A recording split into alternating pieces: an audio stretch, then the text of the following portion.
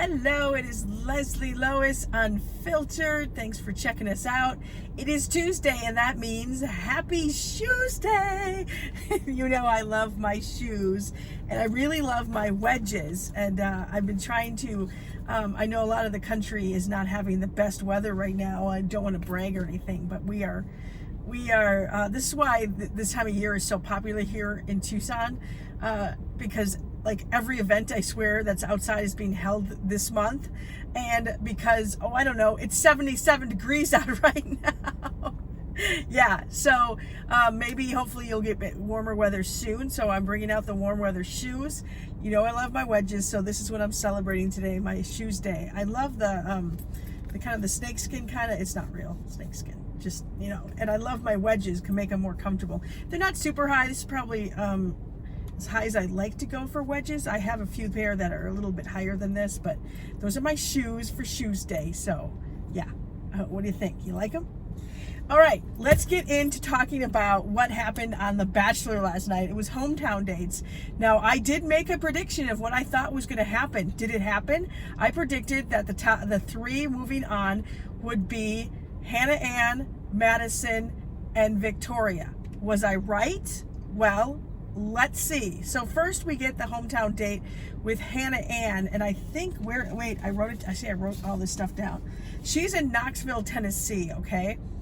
And I like Hannah Ann. She just seems like she might be a little young. I wasn't really sure. But you meet her parents and her sister and her brother, and you can tell the family's really close. And they have conversations with everybody, and they seem to have really good conversations. And she had already said that she's starting to fall in love with him. Well, by the end of the night, she tells him that she is in love with him, which I thought was really sweet. But the thing is when her dad talked to Peter said, you know, I haven't told. First he tells her mother, you're the first person to know this, but I'm starting to fall in love with her. And what Hannah Ann's mom said is, well, you need to express that to her dad, because her dad is super protective of her, you know, of course, and he needs to know what your intentions are in this. So then he talks to her dad and tells him, and actually her dad said, I don't want you to tell her that, because he's like, I don't want you to tell her that unless you absolutely mean it, not because you think she wants to hear it, because like that's huge for her to hear. So he's like, unless you absolutely mean it, you need to like not say it. He was kind of trying to tell him, don't say it. But he does tell her, of course, after she says that she's not falling in love with him, she's in love with him. So obviously that date goes very well. And, you know, there's no roses yet until the end. So we move from that and we go up to Kelsey, and she's in Des Moines, Iowa. And I like Kelsey. She was definitely emotional and a little weird there in the beginning and stuff, but I like her a lot. And she meets up with her mom and stepdad, and her two sisters are there. And before that, they go into a winery and actually stomp grapes and make their own wine, their own bottle of wine, which I thought was pretty cool. Now, she has already expressed that she was falling in love with him, okay? So before they go meet the family, she tells him she's actually in love with him as well. And this was where this is always to me that like the point of no return. He doesn't say it back to her, he just says, that makes me really happy. And basically he says, I'm going in that direction with you. And I'm like, oh, that's the sign of death right there. If you're not going to say that you are falling, like he's already said that to two other women.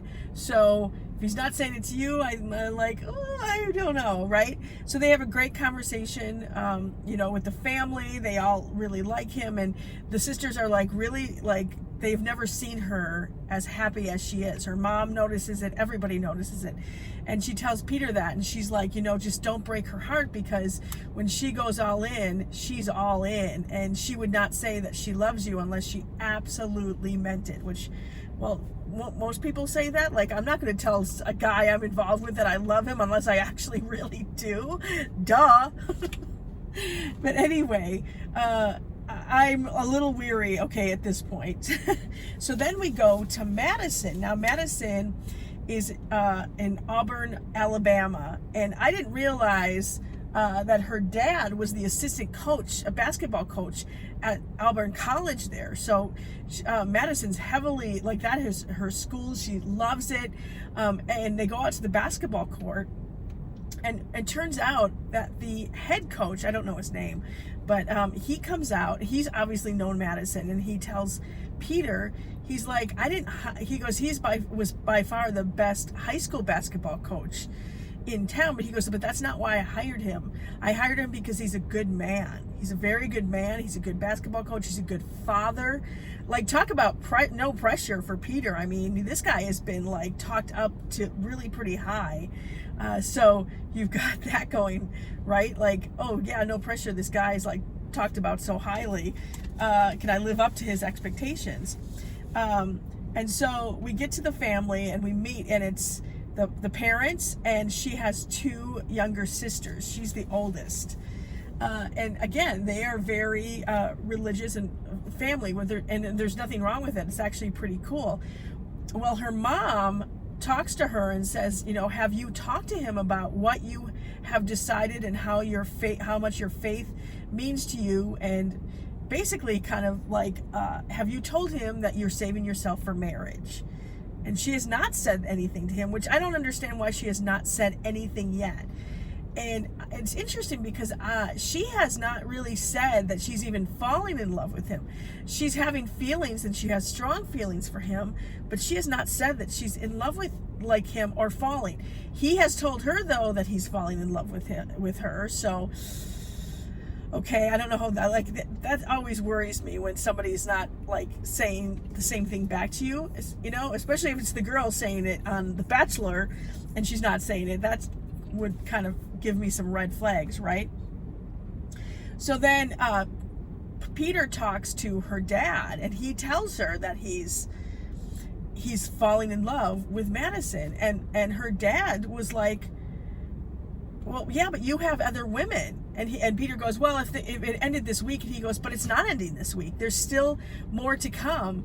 Why do you think you're in love with her? Like, what makes you think it's real? Like, he really questioned him about that, and Peter could not answer the question. And so, which I appreciate the dad. Of course, they're all going to be kind of like, but they want her to be happy, and he makes sure, he goes, you understand how much her faith means to her. Are you okay with that? Are you all in? And Peter says he is, but I don't know. We'll see, I guess, right? So in the end, again, he tells Madison how he's feeling, and she does not say anything really back. Like, that would be a cause of concern for me, and it should be for Peter. But sometimes I swear to God, this guy is oblivious to things, because we get into the next date with Victoria in Virginia Beach. So they have this great date, and finally, like, Victoria is relaxed. She seems very, like, herself. There's not crying and, questioning everything. It just was those two having fun. And they end up going to one of her favorite places called the Shack. And I can't remember his name, this country singer, young country singer. Now I'm totally blanking on what his name is. Wait, come on, I should know this. Hold on, I'm looking at my notes. Hunter Hayes. Look, it came back to me. Hunter Hayes performs for them, and he loves Hunter Hayes. I thought it was very interesting that she then, now on their first date, they go and dance to a country artist that he arranges. Now she arranges that was her ex, and now she arranged a country artist. How convenient, right? Anyway, so they have a great time, and they go to split up. He goes to change or whatever, and as he's leaving, this girl yells out his name, and it turns out it's an ex-girlfriend of his from a long time ago. They obviously still are okay because they hugged each other and stuff, and her face was blurred out. But she basically she goes, I need to warn you about Victoria. She actually was friends with her, and I guess they had a falling out about a year ago, and she is best friends with one of Victoria's best friends, and so she was at this event. And she's like, look, I'm just going to warn you, basically that she's saying you're too good of a guy to be sucked in by Victoria, and that she's been known around the area to ruin a number of relationships. But she doesn't get very specific about it. She's kind of vague about it, but she just keeps saying, look, I don't want you to end up with her in the end. Basically, she's not a good person, kind of the vibe I was getting from her about that. And I kind of questioned her as well. So this throws him for a loop. So he gets to her family's place and she's waiting outside. So he brings it up to her. He doesn't accuse her of anything. He just tells her this is what happened and this is what she said. And she got so defensive so fast and was just like, I can't believe you're coming here questioning me. And he's like, excuse me? And she's like, excuse me what? We have nothing to talk about. I can't believe there's all this drama. And then the tears come and how upset she is about how, like, there's always this drama. Doesn't answer the questions. Like, and she's like, how am I supposed to introduce you to my family now? And she of course, like, she getting upset, and she gets up and walks away. And he's like, that's what you do every time. You don't. And he at first starts to question her, going, do you really want this? Because you don't seem to want to fight for us. You walk away all the time. And she's like, yes, I want this. Coming up again with more excuses. And then she's just like, well, what makes you want this? He's like, because I'm not walking away. I'm fighting for this. You don't seem to do that. You question me constantly. It was nonstop. And she was crying and she walked off. And then she came back and saying about how she does want this to work and she's so worried about losing him. So basically the tears come on and he never gets an answer. And he lets it go. He's just like, oh, I hate to see her like this. Oh my gosh. But he ends up not meeting her family, gets in the car. We don't know what's going to happen, right? The next morning, he's back at his hotel room, and he said he's confused. He doesn't know what to think. Victoria knocks on the door, and she's there, and she, of course, pours her heart out to him. She apologizes.